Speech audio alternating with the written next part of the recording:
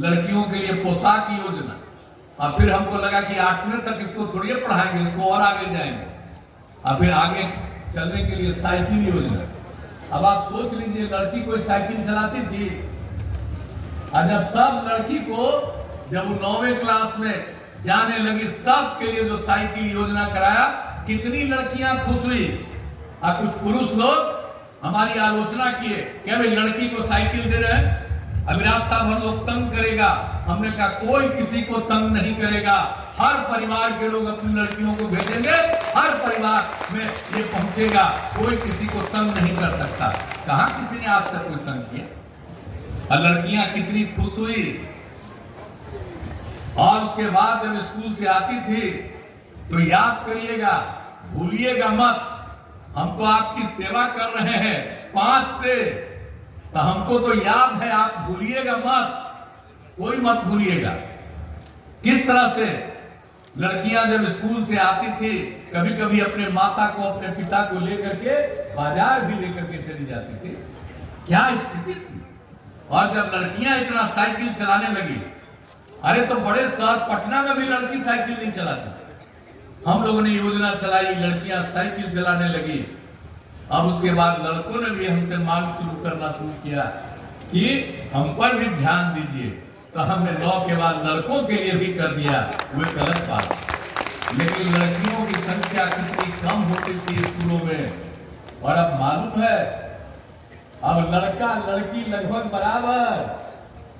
1 साल पहले जब मैट्रिक का परीक्षा हुआ, तो मैट्रिक के परीक्षा में लड़का से पूरे बिहार में कुल मिलाकर के 300 लड़कियां ज्यादा थी परीक्षा देने में। ये कितनी बड़ी बात है। एक एक काम तो कर दिया। हम महिलाओं के लिए क्या मिलता, आप बोलिए। जब हुआ था 2006 में पहला बार पंचायत का चुनाव कानून हम लोगों ने बनाया, और जो कानून केंद्र का बन गया था और उसका यहां ठीक से लागू नहीं हो पाया था, अब उसको जो कर दिया हम लोगों ने, और उसी में कहा कि हम महिलाओं के लिए 50% का आरक्षण करेंगे। अब बोलिए कितनी कम महिलाएं बनती थी पंचायती चुनाव में कहीं पद पर। 1 साल के बाद जो नगर निकायों का हुआ, उसमें भी 50%। अब कितनी बड़ी संख्या में महिलाएं, अब 2006 से लेकर के आज तक, अब तो 4था चुनाव भी हो गया। अब 4था चुनाव कुछ दिन के बाद पंचायतों का, ये नगर निकायों का भी होगा। अब आप सोच लीजिए कितना बढ़ी। 2017 में भी हम लोगों ने बापू के जन्म दिवस के अवसर पर कितना बड़ा मीटिंग हम लोगों ने किया था। बापू सभागार बनाए, दुनिया का सबसे बड़ा सभागार बना देश का, और वहां पर जो हमने मीटिंग किया बापू के जन्मदिन पर 2 अक्टूबर को ही, और उसी में यह तय किया कि दहेज प्रथा और बाल विवाह के खिलाफ पूरे तौर पर अभियान। और उसमें पटना में 5000 जीविका समूह की महिलाएं उसमें शामिल हुई थी, और उसके बाद एक एक चीज को चलाया गया। तो आज भी बहुत खुशी हुई कि भाई इसमें दहेज प्रथा और बाल विवाह के खिलाफ भी सब कुछ किया गया। और आप जान लीजिए कि जो हम लोगों ने आपको दिया है, इसमें भी बाल विवाह उन्मूलन, दहेज प्रथा उन्मूलन अभियान इसका हिस्सा है। इसमें भी एक एक बात लिख करके दिया है। और आप समझ लीजिए, बाल विवाह लड़कियों के शारीरिक, मानसिक एवं मनोवैज्ञानिक विकास को प्रभावित करता है। वे विवाह के बाद की परिस्थितियों के लिए तैयार नहीं होती हैं, और इसका प्रतिकूल प्रभाव उनके स्वास्थ्य पर पड़ता है। अगर समय के पहले कानून बना हुआ है, बताइए। लड़का के लिए विवाह 21 साल कम से कम, और लड़की के लिए 18 साल। और अब तो केंद्र सरकार ने इसके लिए प्रस्ताव रख दिया है कि अब लड़की के लिए भी 21 साल विवाह के लिए, वो तो आगे कानून बन जाएगा। लेकिन आप समझ लीजिए, मैंने 21 वर्ष तो उसके लिए, तो ये चीज तो एक अलग बात है। ये सब कानून बना हुआ है, दहेज प्रथा के खिलाफ कानून बना हुआ है, लेकिन फिर भी चलता रहता है। और बाल विवाह, शादी कितनी बुरी चीज है, किस तरह से लोगों को नुकसान होता है।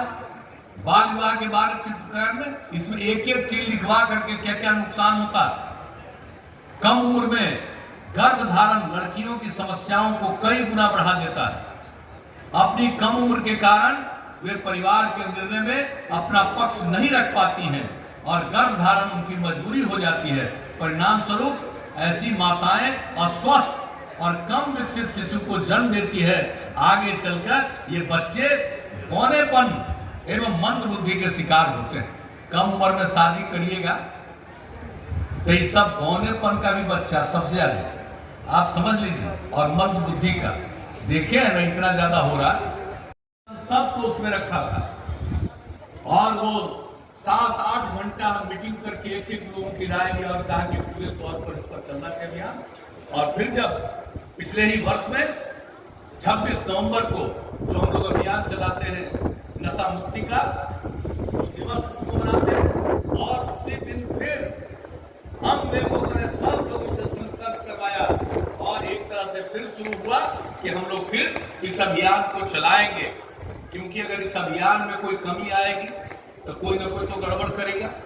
आप तो जानते हैं कुछ लोग अपने को काबिल समझता, योग्य समझता है। दारू पिएगा, दारू पीते हो तो तुम काबिल हो, योग्य हो, किसी काम के लायक हो, लेकिन वही बाएं दाएं इधर से उधर बहुत कुछ करता है। तो एक एक चीज पर नजर रखें और यह अभियान निरंतर चलना चाहिए। ऐसा नहीं हो कि कल तक हम कार्यक्रम में भाग लिए हैं और उसके बाद ये समझ ली कि अभियान बंद हो गया।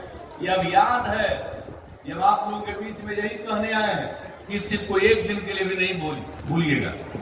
और यह अभियान जो हम लोगों ने चलाना शुरू किया है, और आप समझ लीजिए कि एक एक लोगों को इसके साथ साथ ये जो समाज सुधार अभियान है इसके लिए हम लोगों ने ये सब लोगों को ये कागज भी दिया, आप सब लोगों को दिया, हर जगह दिया है। इसको देखिएगा, पढ़िएगा, पढ़ाइएगा। और ये कैसी चीज है, इसमें क्या क्या चीज का उल्लेख है आप जरा देख लीजिए। राष्ट्रपिता महात्मा गांधी जब आजादी की लड़ाई, राष्ट्रपिता हैं, उन्हीं के नेतृत्व में देश आजाद हुआ, इससे वो राष्ट्रपिता हैं।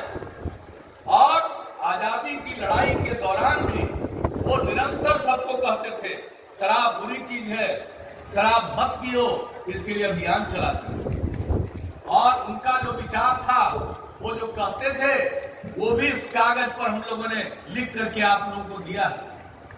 बापू ने क्या कहा था, शराब आदमियों से न सिर्फ उसका पैसा छीन लेता है बल्कि उसकी बुद्धि भी हर लेती है। ये कब, आजादी की लड़ाई के दौरान बापू ने, राष्ट्रपिता महात्मा गांधी ने एक एक जगह एक एक लोगों को कहा कि शराब सिर्फ आपका पैसा नहीं छीन लेता है बल्कि आपकी बुद्धि भी हर लेता है। आप सोच लीजिए कितनी बड़ी बात है।